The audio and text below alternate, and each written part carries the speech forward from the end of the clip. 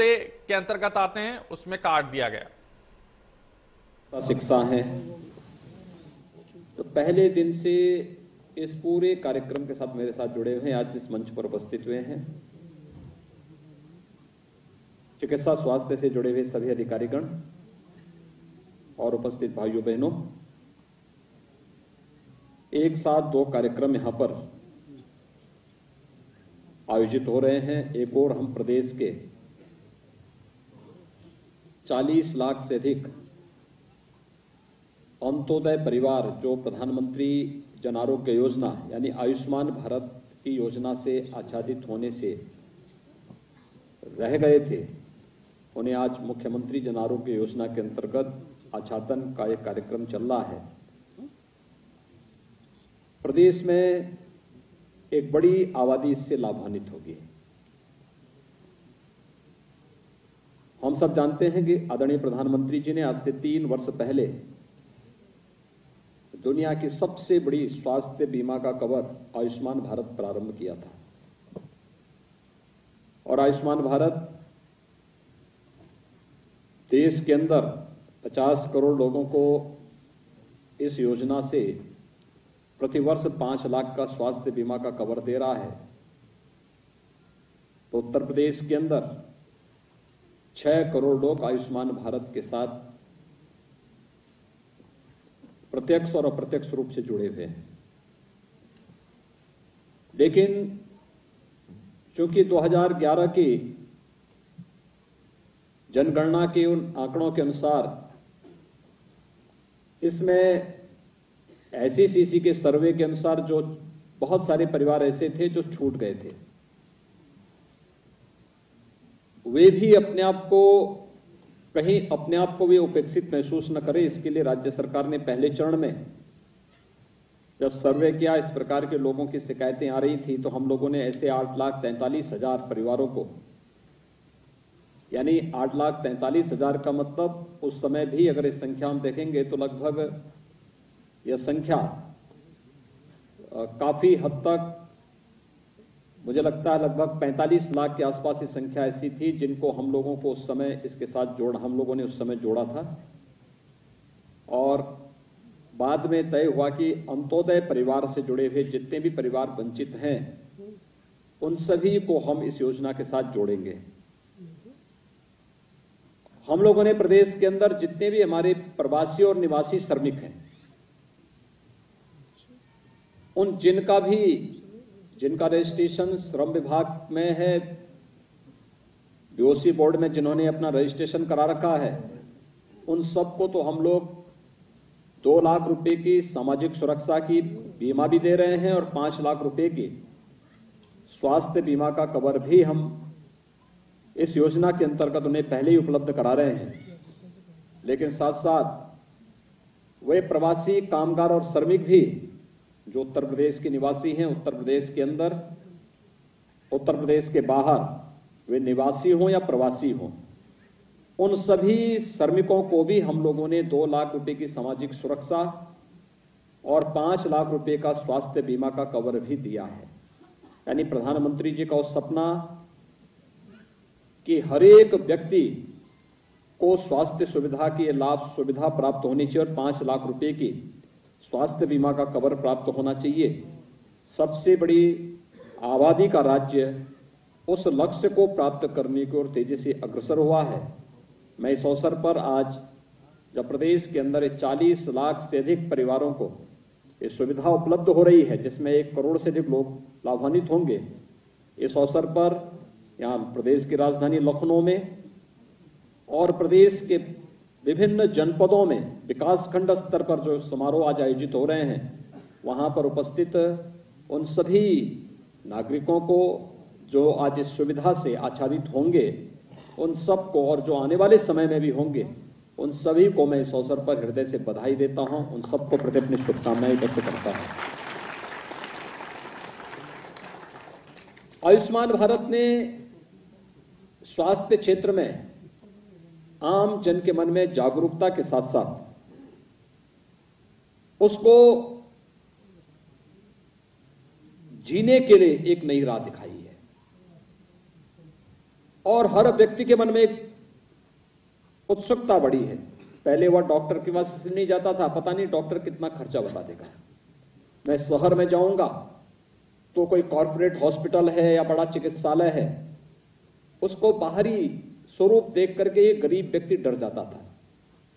लेकिन हम सब आभारी हैं प्रधानमंत्री मोदी जी के, जिन्होंने हर व्यक्ति को, चाहे वह किसी भी हॉस्पिटल में, इम्पैनल्ड हॉस्पिटल कोई भी है, और हर बड़ा हॉस्पिटल आज के दिन पर आयुष्मान भारत में इम्पैनल्ड है, वह हर व्यक्ति वहां आज अपना उपचार बेझिझक करा सकता है। 5 लाख रुपए तक की स्वास्थ्य बीमा से आच्छादित होने के बाद बेझिझक वहां अपना उपचार करा सकता है।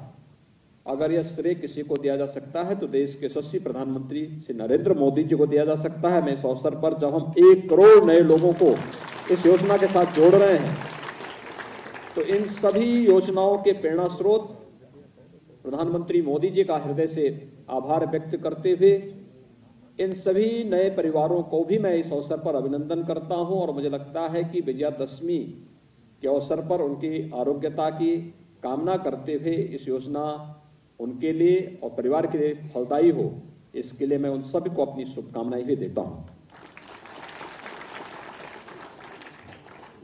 हम सब जानते हैं हेल्थ इंफ्रास्ट्रक्चर पर प्रधानमंत्री जी का विशेष जोर रहा है। पहले देश के अंदर एक एम्स हुआ करता था दिल्ली में। सरदेव अटल बिहारी वाजपेयी जी ने 6 एम्स किए। 2004 के बाद इनकी गति धीमी पड़ गई और हम सब आभारी हैं प्रधानमंत्री मोदी जी ने एम्स की संख्या 6 से बढ़ाकर के 22 तक कर दी है। यानी 1947 से 2099, 2001, 2000 तक कुल 1 एम्स देश के अंदर था।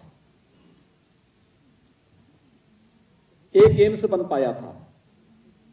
सन 2000 से 2004 के बीच में 6 एम्स पर कार्य प्रारंभ हुआ। लेकिन आज हम आभारी हैं प्रधानमंत्री मोदी जी के कि मात्र 7 वर्ष की एक छोटी सी कार्यावधि में देश के अंदर 22 तो एम्स का निर्माण हो रहा है या वे प्रारंभ हो चुके हैं।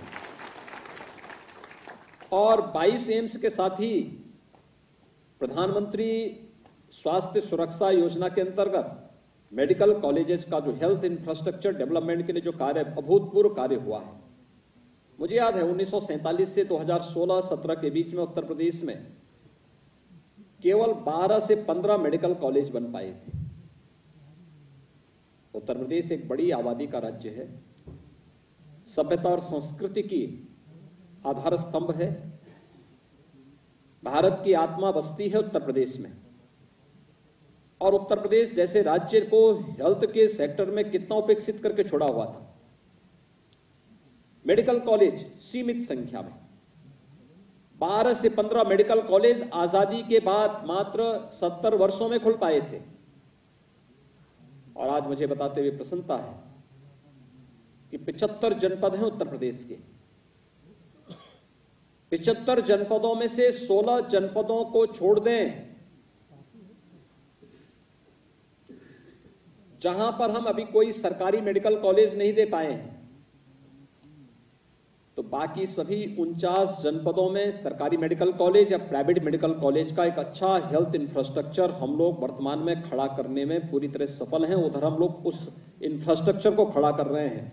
और जो 16 जनपद हैं, इन 16 जनपदों के लिए भी हम लोगों ने पीपीपी मोड पर एक स्कीम निकाल दी है कि वहां पर सरकार और निजी क्षेत्र मिलकर के मेडिकल कॉलेज की स्थापना करके हम हेल्थ इंफ्रास्ट्रक्चर को और मजबूत करेंगे। और उस दिशा में प्रदेश सरकार, यानी जब हमारा 5 साल का कार्यकाल पूरा होगा राज्य सरकार का, तब प्रदेश के सभी 75 जनपदों में एक मेडिकल कॉलेज अवश्य होगा। और इस लक्ष्य के दिशा में एक नया प्रयास वर्तमान में प्रारंभ हुआ है। इसकी अहमियत क्या है? तो अहमियत इसकी यही है कि अगर हमारे पास 2014 में प्रधानमंत्री मोदी जी ने हेल्थ इंफ्रास्ट्रक्चर पर जोर नहीं दिया होता तो कोरोना जैसी महामारी के दौरान हम कहां ठहरते, कहां लोगों को एडमिट करते, कहां पे स्वास्थ्य सुविधाएं उपलब्ध करवाते। आज हमारे पास उत्तर प्रदेश जैसे राज्य में 1,80,000 बेड्स हमारे पास मौजूद हैं, जो केवल कोरोना उपचार के लिए हम लोगों ने इस दौरान प्रदेश के अंदर न केवल उनको यहां पर कोविड के लिए तैयार किया, बल्कि वहां पर हम लोगों ने उतना मैन पावर भी उपलब्ध कराया। उत्तर प्रदेश जैसे राज्य में कोविड जांच की कोई सुविधा नहीं थी। जब यहां पे 6 मार्च को पहला उत्तर प्रदेश के अंदर कोविड का पहला पेशेंट सामने आया था, पहला पॉजिटिव केस आया था, हमारे पास टेस्ट की सुविधा नहीं थी। हमें एनआईवी पुणे भेजना पड़ा था, पेशेंट को सफदरजंग दिल्ली भेजना पड़ा था, नोएडा में आए थे, इसके बाद उनको भी वहीं भेजना पड़ा था। और हमारे पास पहली टेस्ट लैब स्थापित हुई थी केजीएमयू लखनऊ में, और ये हुई थी 23 मार्च 2020 को, जिसमें केवल 72 टेस्ट प्रतिदिन हम कर सकते थे। उस समय हम लोगों को बड़ी मशक्कत करनी पड़ती थी। मैं स्वास्थ्य विभाग से कहता था कि नहीं, स्वास्थ्य विभाग को भी, चिकित्सा शिक्षा विभाग को भी। हमने कहा इसको 72 को आगे बढ़ाइए। कहते साहब 72 पर्याप्त है। मैंने कहा नहीं, पर्याप्त नहीं है, इसको तत्काल पहले 100 कर दीजिए। 100 जिस दिन हुआ, मैंने कहा इसको 1000 तक पहुंचाइए। कहा कोई आवश्यकता नहीं। मैंने कहा नहीं, बढ़ाइए।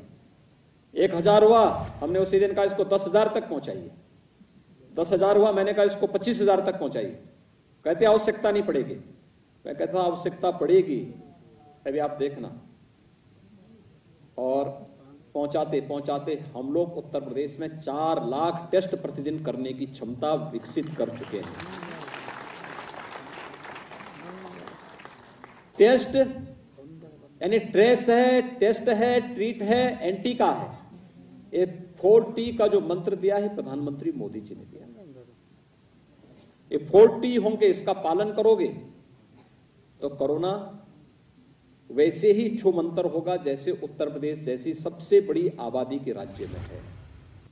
मैं आज सुबह में 25 मार्च 2020 से लगातार कोविड के लिए पहले लहर में हम लोगों ने, फर्स्ट वेव में हम लोगों ने टीम 11 गठित की थी, और सेकेंड वेव में टीम 9 गठित की थी। मुझे लगता है कि बहुत कम दिन ऐसे रहे होंगे जिस दिन मैंने इस बैठक को न लिया हो। शेष हर दिन हमारी ये बैठक, आज भी हमने सुबह ये बैठक ली है। सुबह 10 बजे ही टीम 9 से सभी सदस्य मिले, आधे घंटे के लिए मिलते हैं, लेकिन हर एक विभाग क्या करता है, ये केवल हेल्थ का काम नहीं, हेल्थ विभाग ही इसमें अकेले काम नहीं करेगा, उसमें सभी विभागों ने मिलकर काम किया। एक टीम वर्क है ये, एक साथ मिलकर के जब काम करेंगे। और यह मॉडल हम लोगों ने पहले अपनाया था 2017 में इंसेफ्लाइटिस उन्मूलन के लिए। इंसेफ्लाइटिस से उत्तर प्रदेश के 38 जनपद थे, और पूर्वी उत्तर प्रदेश के 7 जनपद तो ऐसे थे जहां पर मध्य जुलाई से लेकर मध्य नवंबर तक 1500 से लेकर 2000 बच्चों की मौत होती थी। 1500 से 2000 बच्चे मरते थे उससे। लेकिन हम लोगों ने जब प्रदेश के अंदर स्वच्छ भारत मिशन की स्थिति 2017 के पहले राज्य सरकार की रुचि नहीं थी, पेयजल उपलब्ध हो, शुद्ध पेयजल हो, इसके में भी रुचि नहीं थी। लेकिन 2017 के बाद जब इस 2 पर ध्यान देते हुए अंतर विभागीय समन्वय समिति बनाई, कन्वर्जेंस में और एक टीम वर्क में कितनी ताकत है। पहला मॉडल हमारा खड़ा हुआ था इंसेफ्लाइटिस उन्मूलन के लिए। आज मुझे बताते हुए प्रसन्नता है कि स्वच्छ भारत मिशन और जल जीवन मिशन, इन 2 योजनाओं को ईमानदारी से लागू करने का परिणाम क्या रहा। हमारे विभागों ने, स्वास्थ्य विभाग, ग्रामीण विकास और पंचायती राज, चिकित्सा शिक्षा, नगर विकास, बाल विकास और पुष्टाहार, बेसिक और माध्यमिक शिक्षा, दिव्यांगजन और समाज कल्याण विभाग, इन सभी ने मिलकर के जब काम प्रारंभ किया, लोग कहते थे ग्रामीण विकास और पंचायती राज क्या करेगा। हमने कहा स्वच्छता और सैनिटाइजेशन के साथ साथ शुद्ध पेयजल ग्रामीण क्षेत्र में उपलब्ध कराएगा। नगर विकास, स्वच्छता पे ध्यान दे, हर घर में शौचालय हो, जो वंचित है उनके शौचालय बन जाए। खुले में शौच से मुक्त रखिए। परिणाम आज आप देखते होंगे, पूर्वी उत्तर प्रदेश में हाहाकार मचा रहता था। इस समय मौतें होती थी, व्यापक पैमाने पे होती थी, क्योंकि मरने वाला वहां पे उस समय गरीब था, कमजोर तबके का व्यक्ति था, कोई नहीं पूछता था।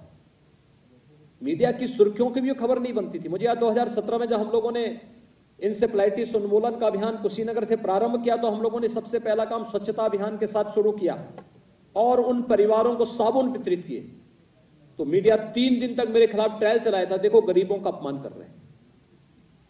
यानी हम साबुन वितरित कर रहे हैं कि साफ सफाई की व्यवस्था कैसे होनी चाहिए, और हाथ धोएं, आप कहीं जा रहे हैं कोई चीज छूते हैं तो साबुन से हाथ धोना चाहिए। तो तमाम राजनीतिक दलों ने मेरे खिलाफ अभियान चलाया था कि देखो गरीबों का अपमान हो रहा है, लेकिन हम लोगों ने उसकी चिंता नहीं की, क्योंकि हमारे सामने लक्ष्य था कि हमें इंसेफ्लाइटिस को अंतर विभागीय समन्वय के माध्यम से समाप्त करना है। और मुझे प्रसन्नता है कि कोरोना महामारी के दौरान भी हम लोगों ने इसको पूरी तरह रोका है, और इंसेफ्लाइटिस आज के दिन पर पूर्वी उत्तर प्रदेश में 38 जनपदों में एकदम ना के बराबर है, पूरी तरह समाप्ति की ओर है। एक मॉडल जो खड़ा किया, वही मॉडल जब कोरोना की आहट हो गई तो हम लोगों ने उस समय कहा कि नहीं, अब कोरोना आ ही गया है तो हमको भी अपने यहाँ एक टीम, अंतर विभागीय समन्वय टीम बनानी पड़ेगी। और उसके लिए हम लोगों ने टीम 11 पहले चरण में गठित किया, दूसरे चरण में उसको टीम 9 में बदल करके, और लगातार टीम, मैं यहां पर हूं नहीं हूं, वो टीम बैठती है और आपसी समन्वय के माध्यम से कहां पर क्या हो रहा है, किस विभाग के द्वारा क्या कार्य किया जा रहा है, तो लगातार मेरे पास उस पूरी समरी उसकी आ जाती है। लेकिन मैं जब लखनऊ में हूं तो मैं स्वयं इसकी समीक्षा लेता हूं, समीक्षा करता हूं। आधे घंटे के लिए बैठते हैं, लेकिन बैठते जरूर हैं, और बहुत सारी चीजों पर चर्चा हो जाती है।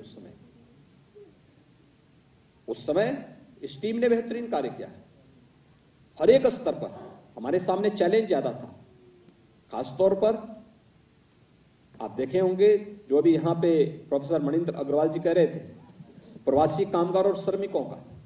ये प्रवासी कामगार और श्रमिकाएं, उत्तर प्रदेश के अंदर 40 लाख से अधिक प्रवासी कामगार और श्रमिकाएं, इनको उनके घरों तक सुरक्षित पहुंचाना।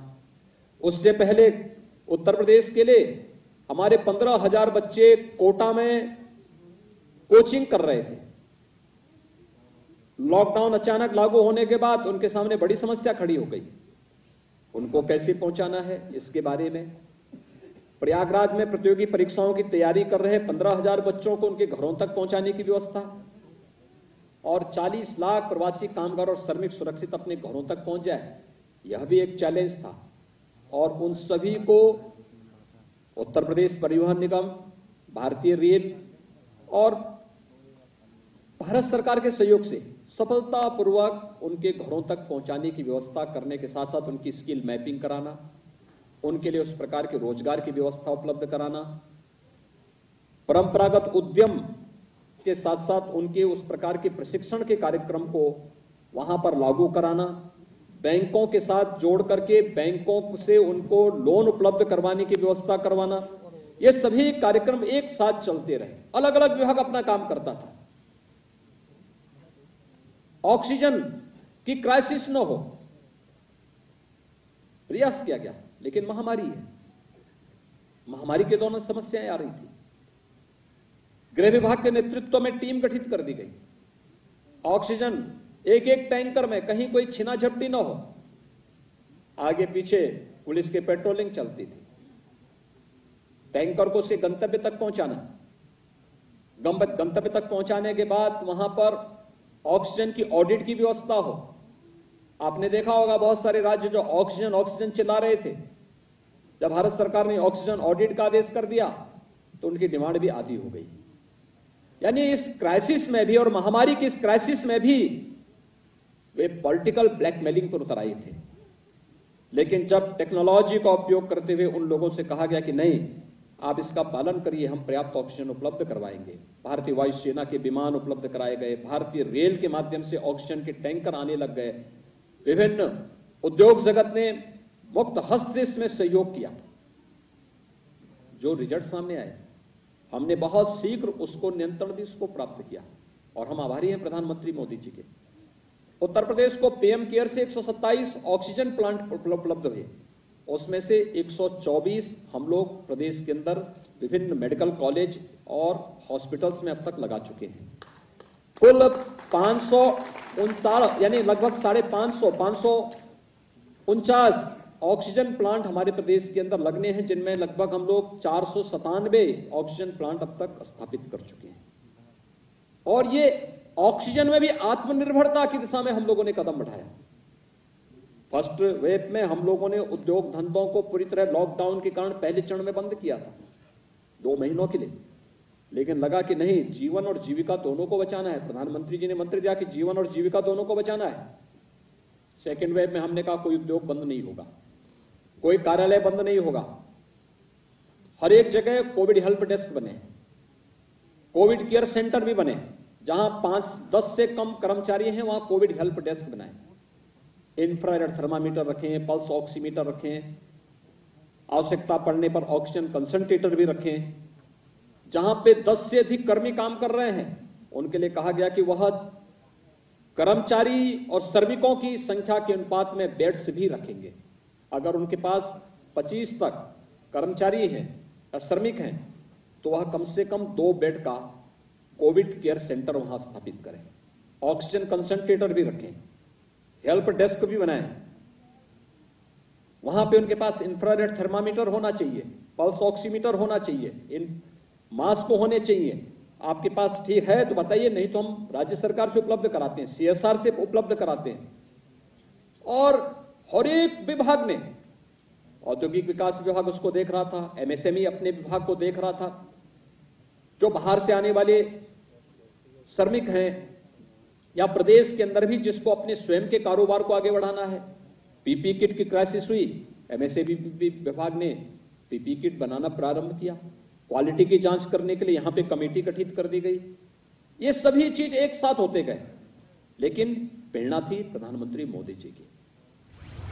इंटरेक्शन जिस रूप में प्रधानमंत्री जी ने किया, जिस रूप में मार्गदर्शन किया, एक एक चीज के बारे में व्यापक अध्ययन के बाद नीति आयोग से डॉक्टर विनोद पाल जी ने, स्वास्थ्य मंत्रालय भारत सरकार की ओर से जिस प्रकार की गाइडेंस होती थी, यूपी ने उसको अक्षरशः पालन करते हुए उसको आगे बढ़ाया और इसके कारण उत्तर प्रदेश अपना एक नया मॉडल खड़ा करने में सफल हुआ कि सबसे बड़ी आबादी का राज्य कोविड प्रबंधन का बेहतरीन चुनौतियों यानी तमाम चुनौतियों के बावजूद बेहतरीन मॉडल दे सकता है।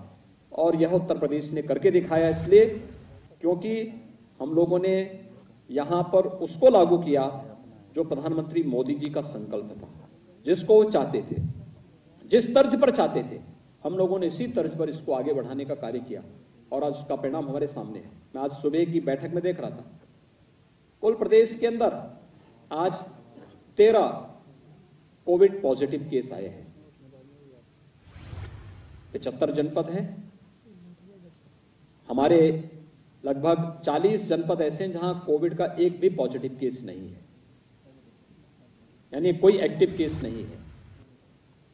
आज 38 जनपद ऐसे हैं जिनमें एक भी कोविड पॉजिटिव का केस नहीं आया, लेकिन जो ये 13 केस आए हैं पॉजिटिव, मैं आज सुबह उन्हीं को देख रहा था। कहां से आए हैं तो पता लगा कोई महाराष्ट्र से आया है, कोई केरल से आया है, कोई कोलकाता से आया है, वहीं से आए हैं। और उनको हमारी जो टीम काम कर रही है अभी भी लगातार 72,000 निगरानी समितियां हम लोगों ने गठित की। ग्रामीण क्षेत्र में हर ग्राम पंचायत में 69,000 ग्राम पंचायतें हैं, इन सभी 69,000 ग्राम पंचायतों में 10 से 12 सदस्यीय टीम हमारी काम कर रही, जिसमें आंगनबाड़ी, आशा वर्कर, एएनएम, वहां के ग्राम प्रधान, पूर्व प्रधान, इन सबको मिलाकर के राजस्व के कर्मी, ग्राम्य विकास और पंचायती राज के कर्मी, ये सब मिलाकर के 11 से 12 सदस्यीय टीम वहां पे रहती है। डोर टू डोर स्क्रीनिंग करना, हर संदिग्ध व्यक्ति को मेडिसिन किट उपलब्ध करवा देना, अगले 24 घंटे के अंदर आरआरटी की टीम भेज करके उनका टेस्ट करवा लेना, ये सभी काम एक साथ प्रारंभ हुए। 72,000 टीम को हम लोगों ने समय से, यानी फर्स्ट वेव के समय ही हम लोगों ने उन्हें infrared thermometer, pulse oximeter, mask sanitiser, ये सभी उपलब्ध करवा दिए और ये लगातार चलता रहा। सेकेंड वेव के बाद जब डॉक्टर मनिंदर अग्रवाल का ही पहले एक बार आया कि थर्ड वेव तो आकर के रहेगी, हम लोगों के लिए चिंता का विषय बना। नीति आयोग ने भी कहा कि थर्ड वेव आएगी, सभी लोग चौकन्ना रहिए। और थर्ड वेव की चपेट में मुझे लगता है डॉक्टर विनोद पॉल जी का ही आया कि थर्ड वेव की चपेट में संभवतः बच्चे ज्यादा आ सकते हैं चपेट में, क्योंकि जो ट्रेंड अब तक देखने को मिला है, पहले में बुजुर्ग, सेकंड में युवा, थर्ड में बच्चे। तो इसको देखते हुए हमारी टीम ने विचार किया, हमने यहां पे एक एक्सपर्ट कमेटी गठित की और हम लोगों ने जून में ही बच्चों की भी, यानी 1 से लेकर के 5, यानी 0 से 1, 1 से 5, 5 से 12, 12 से 18, इस एज ग्रुप को भी 4 वर्गों में विभाजित करके उनकी मेडिसिन किट भी हम लोगों ने गांव-गांव तक और हर मोहल्ले तक पहुंचाने का काम अपनी निगरानी समिति के माध्यम से किया।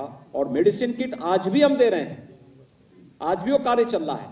स्वच्छता, सैनिटाइजेशन, फॉगिंग, शुद्ध पेयजल की आपूर्ति के साथ साथ एक एक जगह की स्क्रीनिंग करना, एक एक जगह कार्य करना। हमने सभी उद्योग चलाए, हमने खेती बाड़ी का काम हमारा निरंतर चलता रहा, प्रोक्यूरमेंट का काम भी चला, एक भी गतिविधि को हमने रोकने नहीं दिया, लेकिन सतर्कता पूरी बरती, हर स्तर पर सतर्कता बरतने का भी काम किया। और आज जो कोविड के मामले आ भी रहे हैं, वे कोविड के मामले वे आ रहे हैं जो बाहर से आ रहे हैं। बाहर से आने वाली, कोई ट्रेन से आ रहा है, कोई प्लेन से आ रहा है, उनको तत्काल वहीं पे कैच करके उनकी जांच कराई जाती है। और लेकिन हमें अभी भी सतर्क तो रहना पड़ेगा। डॉक्टर विनोद पॉल जी ने कहा कि पता नहीं कब ये आ सकता है और सतर्कता आवश्यक है, क्योंकि पर्व और त्योहार में लोग फिर अपने गांव घरों की तरफ आएंगे, उस समय सतर्कता बहुत आवश्यक है। और मैं आभारी हूं प्रधानमंत्री मोदी जी का कि हम लोगों ने वैक्सीनेशन के लक्ष्य को भी प्राप्त करने के लिए जो कदम उठाए। उत्तर प्रदेश अब तक 8 करोड़ से अधिक तो टेस्ट कर चुका है और उत्तर प्रदेश में अब तक 11.5 करोड़ से अधिक लोगों को हम वैक्सीन दे चुके हैं, वैक्सीन की डोज दे चुके हैं। वैक्सीनेशन का लक्ष्य हमारे पास भी है।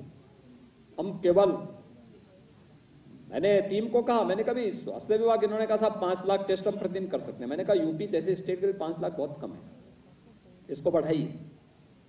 इन्होंने 10 लाख तक पहुंचाया, मैंने कहा 10 लाख से भी काम नहीं चलेगा। लोग 15 तक पहुंचे, मैंने कहा 15 से काम नहीं चलेगा।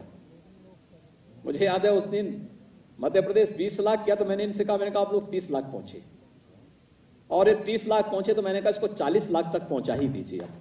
और मुझे याद प्रसन्नता है कि एक दिन 39 लाख टेस्ट भी यूपी ने किया है। हमारे पास क्षमता है, हम प्रतिदिन 40 लाख टेस्ट, 40 लाख लोगों को वैक्सीन देने का उतना अच्छा इंफ्रास्ट्रक्चर हमने विकसित किया है। वैक्सीनेशन सेंटर पे कोई भी जाता है, मुझे मैं हर तबके के व्यक्ति से मिलता हूं, मिला भी, हर व्यक्ति कहता साहब हम लोग जहां गए, किसी भी प्राइवेट हॉस्पिटल से अच्छी व्यवस्था हमें सरकारी व्यवस्था में देखने को मिली। आते हैं वहां पे, पहले उनको वहां पर रिसीव करने के लिए लोग रहते हैं, उनको बिठाया जाता है एक को वेटिंग एरिया में, जैसे उनका नंबर आता है उनको वैक्सीन देने के बाद फिर ऑब्जर्वेशन एरिया में बैठते हैं आराम से। किसी को अखबार पढ़ना है, किसी को कोई आवश्यकता, वहां बैठ करके आधा घंटा वेट करके फिर वे लोग अपने घर की तरफ जाते हैं। और बहुत अच्छे ढंग से ये कार्यक्रम प्रदेश के अंदर चल रहा है, लेकिन हमें अभी भी सतर्कता तो बरतनी पड़ेगी। तो प्रधानमंत्री जी बार बार कहते हैं 2 गज की दूरी और मास्क जरूरी है। पर्व और त्योहार आ रहे हैं, अतिरिक्त सतर्कता बरतने की आवश्यकता है। बाहर से अतिथि आएंगे, लोग अपने गांव और घरों के लिए आएंगे, उसमें अतिरिक्त सतर्कता की आवश्यकता हम सबको पड़ेगी। और मुझे लगता है कि हर एक तबके के व्यक्ति को इसके बारे में बहुत ही सावधान होना होगा। मैं IIT कानपुर को धन्यवाद दूंगा, क्योंकि मैं हमेशा इस बात पे, प्रधानमंत्री जी भी इस बात को कहते हैं, आप जो भी करते हैं उसको आने वाले समय के लिए भी रखिए, सजो करके उसको डॉक्यूमेंटेशन करिए। और मैं इस टीम से कहता था कि आप अपनी उसको डॉक्यूमेंट तैयार करिए। इसका कैसे हो सकता है? मुझे याद है फर्स्ट वेव के समय जॉर्ज हॉकिंस विश्वविद्यालय ने हमारे इस पूरे प्रवासी कामगार और श्रमिकों के मॉडल को अध्ययन किया था। और सेकेंड वेव में आईआईटी कानपुर इसके लिए तैयार हुआ। आईआईटी कानपुर ने इस दिशा में एक बेहतरीन प्रयास किया है। मैं आईआईटी कानपुर के निदेशक और उनके साथ यहाँ पर इस पूरे कार्यक्रम के दौरान, क्योंकि जब कोविड की सेकेंड वेव थी तो प्रोफेसर मनिंदर अग्रवाल जी के द्वारा जो अपने द्वारा जो आंकलन किए जाते थे, जो बातें कही जाती थी, वह कभी अनुकूल होती थी, कभी प्रतिकूल दिखती थी, कभी हम लोगों को सुकून देती थी और कभी हम लोगों के मन में एक भय भी पैदा करता था क्या होगा। लेकिन फिर भी हम लोग सतर्क होकर लड़ते थे कि नहीं, हमें लड़ना है इस कार्यक्रम के साथ, हमें इसको आगे बढ़ाना है। और उन्होंने और उनकी पूरी टीम ने, आईआईटी कानपुर ने और उनके साथ जुड़े हैं बीएचयू से, प्रयागराज से, लखनऊ से, एक अच्छी टीम उनके साथ इस पूरे अध्ययन के साथ जुड़ी है।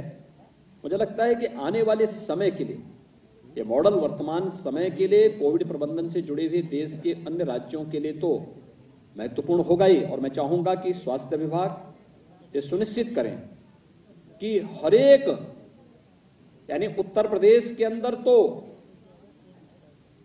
हर जनप्रतिनिधि को जरूर भेजें, हर जिले को भेजें जो ये इसकी प्रतियां, लेकिन देश के अंदर भी अलग अलग राज्यों, यानी स्वास्थ्य मंत्रालय भारत सरकार के साथ साथ हर राज्य के स्वास्थ्य विभाग को भी ये इसकी प्रति उपलब्ध करवाई जाए कि कैसे इस कार्यक्रम को आगे बढ़ाने का कार्य किया। अगर इसमें कुछ भी हम लोग, उत्तर प्रदेश का ये मॉडल देश के अंदर लोगों को राहत दे सकने में योगदान दे पाएगा, तो मुझे लगता है कि प्रधानमंत्री मोदी जी का संकल्प हर एक व्यक्ति को जीवन और जीविका बचाने की जो एक कवायद है